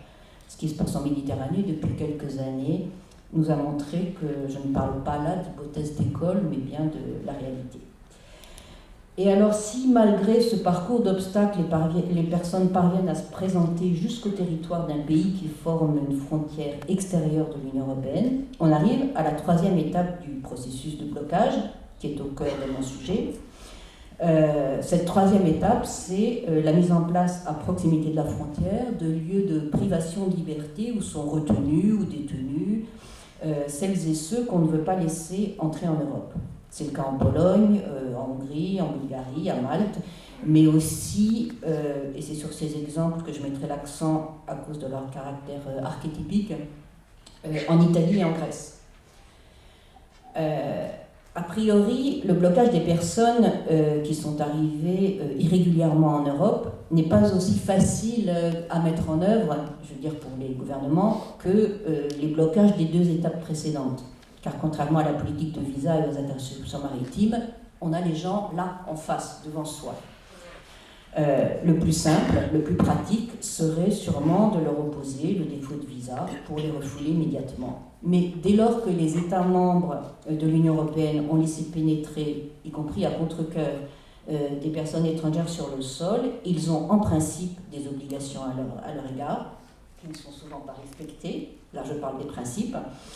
Y compris si ces personnes sont dépourvues de tout document. Dans le cas des demandeurs d'asile, ces obligations sont tirées des directives européennes qui prévoient des procédures spécifiques pour l'examen de situation des demandeurs d'asile. Il y a aussi la Convention de Genève qui interdit le refoulement vers un territoire où leur vie ou leur liberté serait menacée. Et de façon générale, la Convention européenne des droits de l'homme, dont sont signataires tous les États membres de l'Union européenne, qui interdit le renvoi vers un pays où la personne serait susceptible d'être soumise à la torture ou à des traitements inhumains et dégradants. Ces obligations légales ou conventionnelles empêchent, en principe, les autorités des États frontières de renvoyer celles et ceux qui entrent irrégulièrement sur leur territoire sans avoir prévu une phase, y compris une phase très accélérée, d'examen de leur situation pour déterminer si on peut ou non les renvoyer. Donc j'insiste bien sur ce en principe tout le temps, parce que je vous décris là un modèle théorique que les pratiques font très souvent voler en éclats.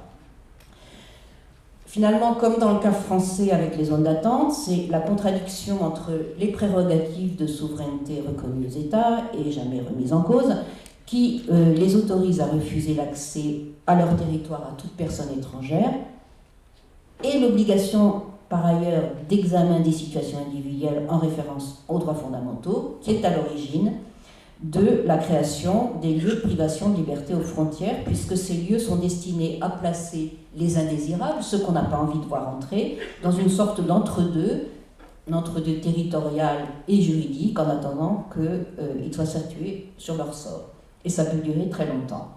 Si j'ai parlé des cas archétypiques de la Grèce et de l'Italie, c'est pour des raisons géographiques et géopolitiques qui font que ces deux pays concentrent les principales zones d'attente, entre guillemets, européennes, parce qu'ils sont les premiers pays d'arrivée des exilés en Europe en ce moment, depuis quelques années.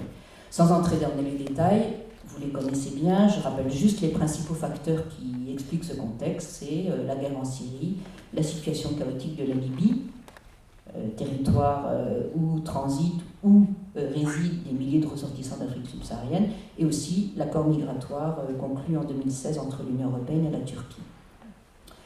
Alors, en 2015, l'Union européenne, en réponse à ce qu'on a proprement appelé la crise migratoire ou la crise des réfugiés, a décidé de mettre en place dans 4 sites au sud de l'Italie et dans 5 îles grecques de la mer Égée ce qu'elle appelle l'approche hotspot, qui a pour objectif, je cite, de s'assurer que tous les migrants qui pénètrent sur le territoire européen soient identifiés, enregistrés, et que leurs cas soient traités en fonction de leur situation. L'idée de la Commission européenne qui a présenté ce projet d'approche hotspot, c'était que tous ceux qui arrivaient et qui avaient besoin de protection devaient être orientés le plus rapidement possible vers la procédure d'asile, et d'ailleurs envoyés dans d'autres pays de l'Union européenne au nom d'un principe de solidarité qui n'a jamais fonctionné, et que tous les autres devaient être renvoyés le plus vite possible aussi. Ce mécanisme s'est dans un premier temps traduit dans les 2 pays par la création de centres fermés où étaient systématiquement détenues toutes les personnes arrivant par la mer. Un dispositif de détention qui est presque tout de suite devenu ingérable à cause du nombre des arrivées.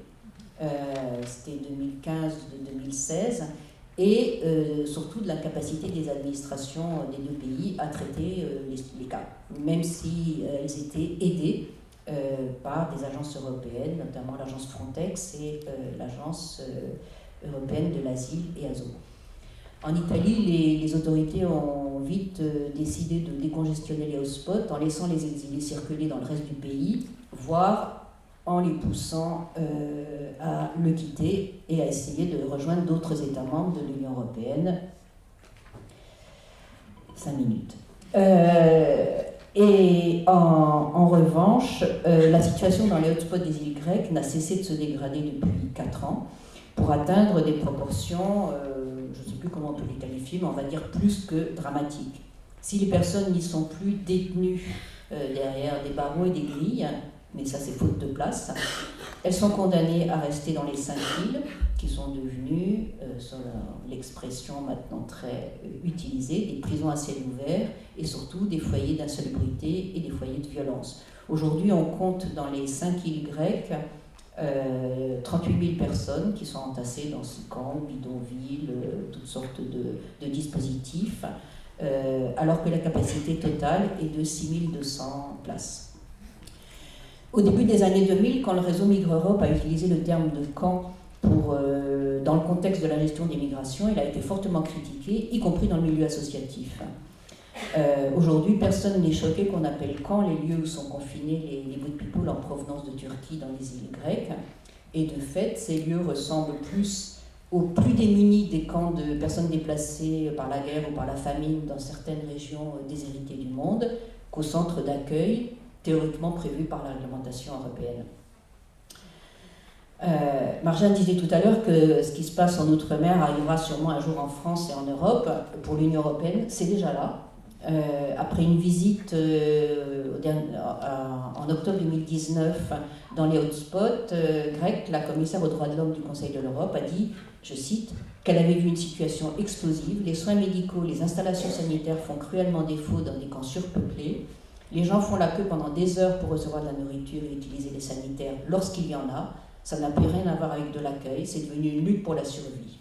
Elle a ajouté, si la situation n'est pas traitée de toute urgence et de manière adéquate, combinée aux tensions existantes, ça risque de provoquer de nouveaux événements tragiques, parce qu'il y a déjà eu plusieurs morts, il y a en permanence des révoltes, des rébellions, des automutilations, etc. La commissaire aux droits de l'homme n'est pas la seule à s'égosiller en vain. La semaine dernière encore, le haut-commissaire pour les réfugiés a appelé, une fois de plus, à ce qu'il soit pris des mesures urgentes pour remédier à la situation choquante et honteuse dans laquelle les migrants sont contraints à vivre dans les hotspots grecs. Outre les conditions matérielles dans ces déclarations officielles, je ne parle pas des rapports des ONG, il y en a des palanqués, mais voilà, mais je me suis limitée à ça. Ça vous donne une idée de la gravité. Les hotspots grecs sont également des zones de sous-droit qui violent la plupart des textes européens censés s'appliquer dans les États membres, la Grèce comprise. Le GISTI a effectué 2 missions dans les hotspots grecs à 3 ans d'intervalle, la première en 2016, la seconde en octobre dernier. D'une mission à l'autre, les constats étaient les mêmes. Parmi les principaux, information des demandeurs d'asile sur leurs droits, notamment assistance légale dont ils peuvent bénéficier, très déficiente, lacunaire quand elle n'est pas totalement inexistante. La lenteur des procédures qui maintient certains occupants des camps, notamment sur la base de nationalité, considérés comme a priori non éligibles à une protection. Là, c'est le cas des ressortissants d'Afrique subsaharienne notamment. Et ça les place dans une situation d'attente qui peut atteindre plusieurs années. Et les droits spécifiques dus aux mineurs et aux personnes vulnérables ne sont absolument pas respectés. Je vais essayer de respecter mon temps. Une petite précision ici, j'ai dit sous-droit parce qu'on n'est pas dans un contexte de total non-droit.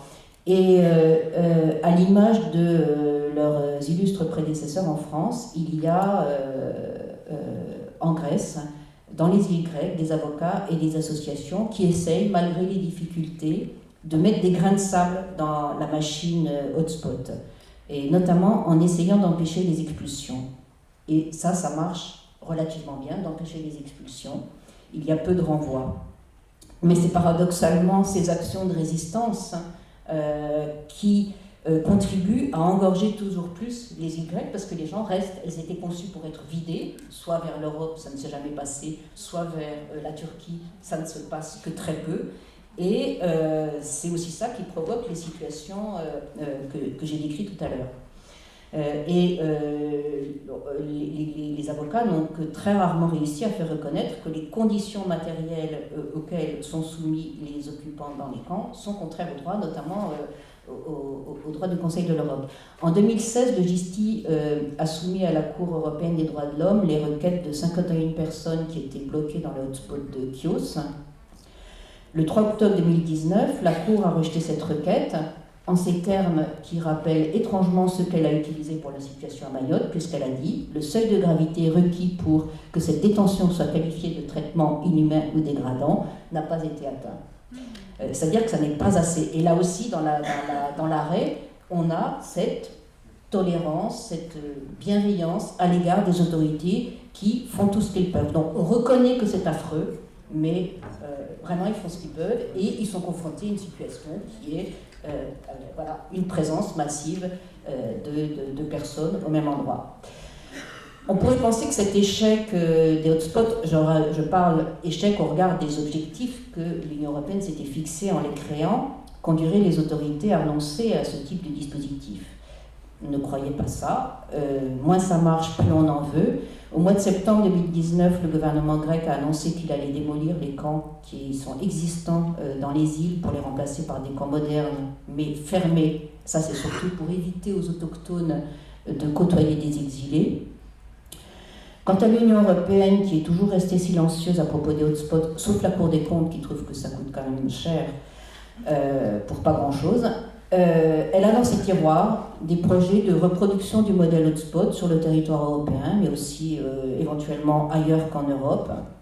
C'est des vieux projets qu'elle recycle régulièrement, ça a commencé au début des années 2000. En juin 2018, à la suite de la crise de l'Aquarius, vous vous souvenez de ce bateau humanitaire qui a été contraint à errer des jours et des jours en Méditerranée parce qu'il n'était pas autorisé à débarquer les boat people qu'il avait sauvés du naufrage. La Commission européenne a proposé 2 dispositifs qui sont censés répondre à l'avenir à ce genre de situation. Donc un système de centres contrôlés. Donc c'est exactement l'équivalent des hotspots puisqu'elle propose que ces centres contrôlés soient là pour distinguer les personnes qui ont besoin d'une protection internationale, des migrants en situation régulière qui n'ont pas le droit de rester dans l'Union européenne, et d'accélérer les opérations de retour. Ces centres seraient gérés par l'État membre d'accueil avec l'appui total de l'Union et de ses agences. Donc c'est exactement le système hotspot dont la Commission n'a pas compris que ça ne marchait pas, ou elle l'a trop bien compris. Et puis pour compléter, au nom d'un partage des responsabilités au niveau régional, parce qu'il n'y a pas de raison que l'Europe soit la seule à assumer la gestion des migrations, elle propose aussi un dispositif régional de débarquement, plateforme régionale de débarquement, qui cette fois serait installée dans des pays non européens et qui sont décrits avec le soutien du HCR, de l'Organisation internationale des migrations, des partenariats établis avec les pays tiers qui accepteraient ces plateformes. Elle précise qu'il faudrait qu'il n'y ait pas de facteur d'attraction, c'est-à-dire que les personnes débarquées dans ces plateformes, on ne sait pas trop où, mais hors d'Europe, ne doivent pas avoir de garantie qu'ils pourront venir en Europe, comme ça, pas d'appel d'air. Et la dernière phrase de la présentation du dispositif, c'est « pas de rétention, pas de camp ». Il s'agira d'appliquer un ensemble de procédures et de règles établies afin de garantir la sécurité et le bon ordre des débarquements, du traitement, dans le plein respect du droit international et des droits de l'homme. On a un bel avenir de zones d'attente un peu partout devant nous. Le seul problème, c'est qu'aujourd'hui, aucun pays n'a donné son accord pour accueillir ce type de plateforme. Mais ça viendra peut-être. Merci.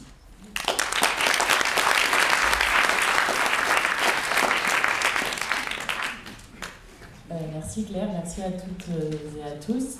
Ce qu'on va faire, si vous voulez, c'est prendre 2-3 questions, mais pas plus, pour pouvoir faire une très très courte pause avant d'enchaîner avec la deuxième table ronde. Et voilà, les micros arrivent.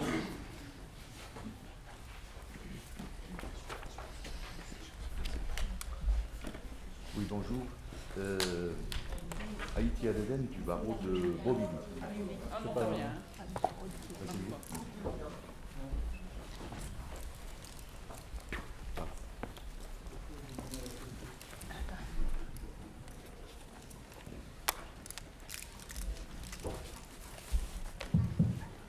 Merci. Oui, Haïti Adeden du barreau de Bobigny. Et je voudrais faire quelques observations sur le thème qui nous occupe, qui nous préoccupe aujourd'hui, surtout cette matinée. Et effectivement, vous avez rappelé très justement la genèse de cette zone d'attente qui, à mon sens, n'a pas de définition en l'état actuel juridique. Pourquoi? Parce que ça fait plus de 25 ans que je pratique ce droit et je crois que ça va dans la continuité de nos précurseurs, à savoir qu'elle a été rappelé très justement par les différentes interventions. Et à mon sens, on a affaire à une définition hybride. Pourquoi? Parce que vous avez rappelé très justement, monsieur le professeur Julien Laferrière, qu'effectivement, la question essentielle, est-ce que la zone d'attente est une détention? Parce que vous l'avez rappelé, je pense, et je l'avais noté, et puis vous avez rappelé la définition qui a été donnée par le législateur dans l'article L de mémoire, on va que c'est un placement dans une zone qui ne relève pas de l'administration pénitentiaire. C'est important de le rappeler. Alors, j'ai entendu les différentes interventions. Et je crois que c'est essentiel qu'à l'époque, vous avez rappelé la genèse de cette zone d'attente, et qu'à l'époque, effectivement, on faisait du bricolage. Parce qu'on cherchait désespérément les praticiens, dont je fais partie, pour pouvoir articuler une argumentation devant les juges et devant l'autorité judiciaire. Alors, vous avez rappelé l'article 66 de la Constitution. C'est bien de le rappeler parce que c'est le fondement même sur lequel on articulait notre argumentation à l'époque. Avant même la codification, parce qu'il faut rappeler que c'est des dispositions éparses, et on recherchait tantôt à articuler des dispositions du code pénal, du code de procédure pénale, du code de procédure civile, et puis on arrivait devant les juges, qui n'étaient pas des GLD à l'époque, puisque vous avez rappelé toute la période antérieure, et on essayait de bricoler pour trouver une argumentation. Et excusez-moi, je vais être très rapide parce que je ne vais pas assister. S'il vous plaît, pour laisser aux autres personnes Oui, des questions. c'est important de le rappeler, c'est important de le rappeler. Parce que souvenez-vous, la création de ce GLD qui est très important, parce que ça nous a permis au moins, de se faire entendre, parce qu'à l'époque, on n'avait pas ce moyen de pouvoir soulever des moyens de l'unité, etc. Et je voudrais juste rajouter par rapport à ces interventions, l'extension aussi de la compétence du GLD, et j'entends par la loi de mars 2016, puisque maintenant, en l'état actuel de la législation, le GLD est compétent aussi pour se prononcer sur l'illégalité des arrêtés du préfet. Je voulais juste rajouter un élément important. Parce qu'en fait, ça va faire partie des tables rondes 2 et 3, et également 4, de parler de l'intervention. Moi, la question essentielle, c'est que moi, je pense, en l'état actuel, qu'il n'y a aucune définition juridique de la zone d'attente. Et je me pose la question, parce qu'on nous parle d'une zone d'enfermement. Est-ce que réellement, parce qu'en fait, on est à mi-chemin entre le droit administratif et le droit pénal. Parce qu'en réalité, c'est de ça dont il s'agit quand on place en zone d'attente les étrangers. Et par conséquent, je me pose la question, est-ce que réellement, on peut parler d'une zone d'attente comme on parle d'une détention ou d'un enfermement au sens du droit pénal? C'est la question que je voulais poser. Et en même temps, deuxième question très importante, si vous le permettez, et j'en aurais terminé, je sais que j'ai été assez lent, je sais qu'il y a d'autres interventions, je m'en excuse. Oui. La deuxième observation, c'est que pensez-vous effectivement en l'état actuel de la législation, du rôle du GLD? C'est très important, car c'est le GLD. Alors, GLD en même temps, son appréciation par rapport au risque migratoire. C'est la deuxième question. Est-ce que le GLD est à même de se prononcer sur le risque migratoire? Parce que la jurisprudence actuelle des GLD, c'est de se poser comme magistrat du risque migratoire. Je vous invite à garder cette question. Et je m'en excuse. Voilà. Cette question, je vous invite à la... Je vous invite à garder cette question pour la deuxième table ronde où il y aura des magistrats qui interviendront et qui pourront éventuellement y répondre. On va reprendre une dernière question, je suis désolée, et après les intervenants vont y répondre. Là-bas.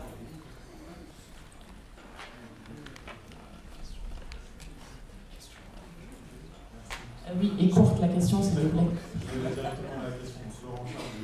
Laurent Charles, c'était pour Marjane. C'était pour Marjane. Je voulais poser des questions sur les zones d'attente temporaire en Outre-mer. Je voulais savoir si le défenseur des droits ou la contrôleur général des lieux de privation de liberté avait été alerté de la situation des zones d'attente temporaire en Outre-mer. Et si, parce que je sais que pour le défenseur des droits, normalement, il y a des délégués qui sont présents en Outre-mer souvent. Et je voulais savoir du coup si ils comptaient intervenir parce que les avocats n'ont pas du tout accès à ces zones d'attente. Et voilà, ça pose effectivement des questions. Alors, pour ce qui est de la Guadeloupe et de la Réunion, je sais qu'à la Réunion, ils ont alerté le défenseur des droits, mais est-ce qu'un délégué est arrivé? Je sais que le contrôleur général des privations de liberté et le défenseur des droits a été informé, en tout cas, de la situation de maintien des ressortissants sri-lankais. Par contre, je ne sais pas s'il y a une visite qui a été effectuée. Pour ce qui est de Mayotte, en tout cas, il n'y a eu aucun délégué qui s'est déplacé au mois de mars 2018. La CIMAD elle-même, elle y était allée, elle avait fait un constat assez accablant, donc le constat a été communiqué. Alors est-ce qu'il y avait un délégué à ce moment-là qui était présent, je ne sais plus, mais en tout cas la CIMAD, elle avait été habilitée. Le plus choquant, c'est à la Réunion, quand la CIMAD, on lui a refusé cette habilitation. Donc, mais pour le défenseur des droits, non, même pour les Sri Lankais, il n'y a pas eu de saisine du délégué sur place. Non.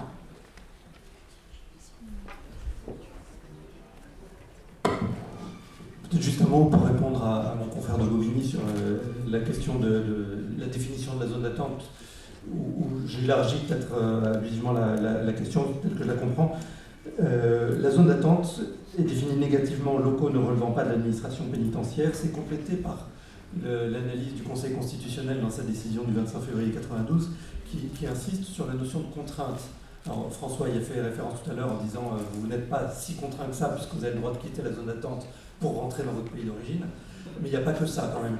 Il y a quand même, me semble-t-il, de la part du juge constitutionnel, une question de degré d'équilibre entre la durée de la privation de liberté et l'intensité de la privation de liberté. Plus la contrainte est faible, plus ça pourra être long, et plus la contrainte est sévère, et plus ça devra être court.